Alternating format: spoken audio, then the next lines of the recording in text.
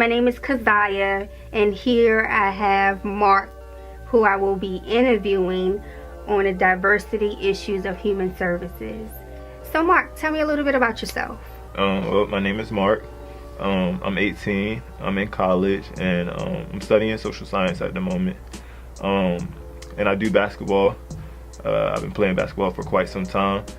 So I had the opportunity to attend one of Mark's basketball games, and I thought that it was quite interesting to see him maneuvering around just like regular players in spite of his physical condition.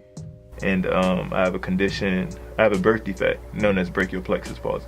It's a birth defect where I can't extend my arm fully, and I have limited use of my right arm. When the doctor had pulled me out, my shoulder got stuck and it messed up some of the nerves connected to my arm and my spine, and that's the condition. Okay. Yeah. Alrighty, so tell me some things that you like to do. I like to produce music right now. I still play basketball a lot with a couple of friends. Mm-hmm. We have our share of organized activities. But yeah, that's basically what I do. I'm in school for social work, social science, Mm-hmm. and that's what I'm really into. I like helping kids, and I'm hoping to get kids out of rough situations and try to inspire them to kind of do whatever they want to do. Okay, all right. So can you talk a little bit about your disability, about your arm, and the things like what limits you from doing things? So yeah, I can't necessarily extend my arm to like this degree, and I guess the biggest problems I have are more social than like physical, because I was born with this. So a lot of the things that I have to do, I've learned to kind of maneuver around, Mm-hmm. in a sense. And yeah, so it's mostly like social things, and when it comes to like approaching new activities, that's sort of a challenge. But I usually, like I said, find my way around it. Okay, sounds good. What are some things that are important to you in your growth? Family is big, Mm-hmm. and religion. I'm a hard Christian, and it seems that like whenever I'm down in the dumps, especially about my birth defect, because Mm-hmm. although I've lived with it for so long, Mm-hmm.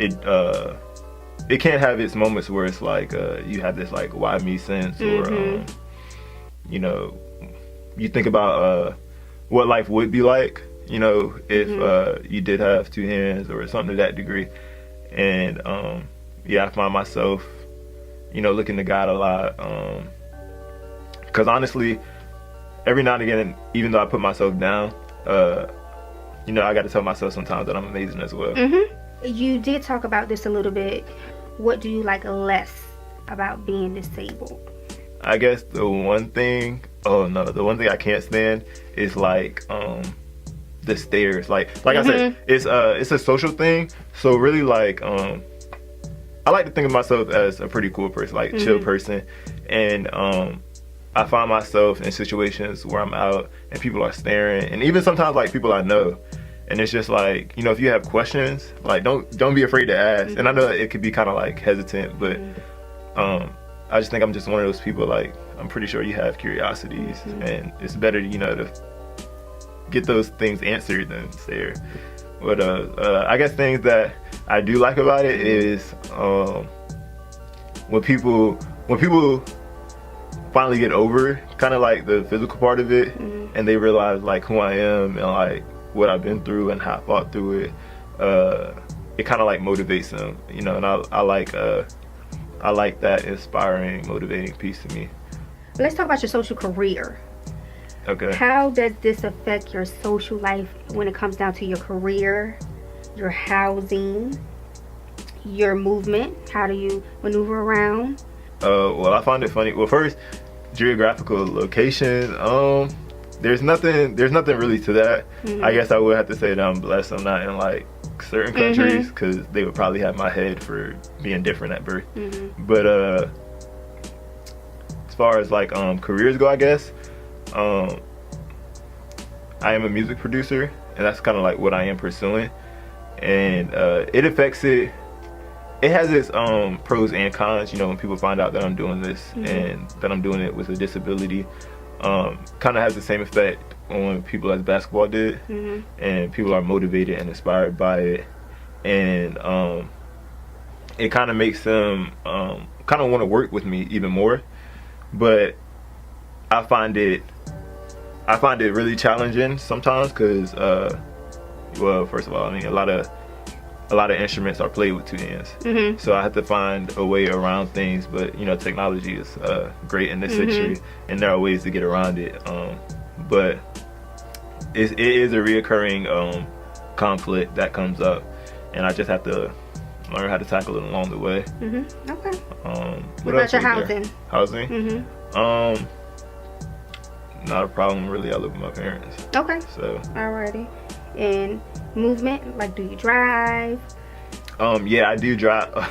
So how does that work? Okay, so I was before I even got my license, I was scared for the longest because from a young age, actually, I had always like had this idea that I had to be famous, or like, because I needed somebody to drive me. It just wasn't happening. Right. You I couldn't like wrap yeah, you like a chauffeur. I couldn't wrap my head around it, and eventually, like, my mom was like, "Listen, I need you to take me places. I need you to get groceries. I need you to do things. So you're gonna have to just figure it out." And yeah, she got me in this driving class, and they kind of taught me, you know, just press down the brake, reach over with your left hand, put it in whatever gear, put your hand back on the wheel, and kind of became second nature. Like, it wasn't hard. Okay. But yeah, I will say that's like, I don't know why, it was just one of the biggest fears I had growing up. Gotcha.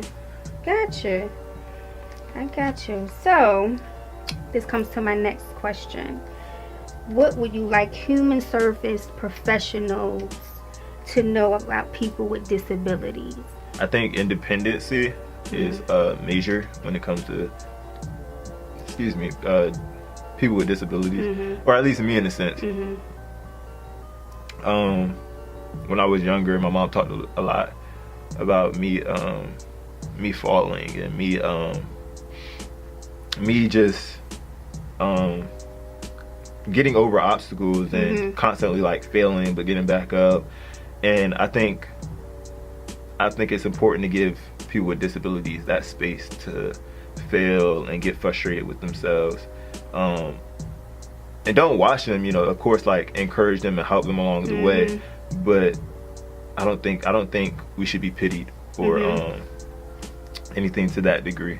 And I was reading in my studies, in my research, it said that we should treat them as human beings, yeah, not absolutely, as people with disability. Right. Sometimes we feel bad, and then it's like, oh, well, you know, and you know, a lot of people don't want to be treated like that. They just want to be treated normal, as a normal person. All right, Mark, so thank you so much for taking the time out for me to interview you. I really appreciate it. I appreciate it. It's been quite the experience. I hope this interview brings more awareness to the diversity issues in human services. Thank you for watching.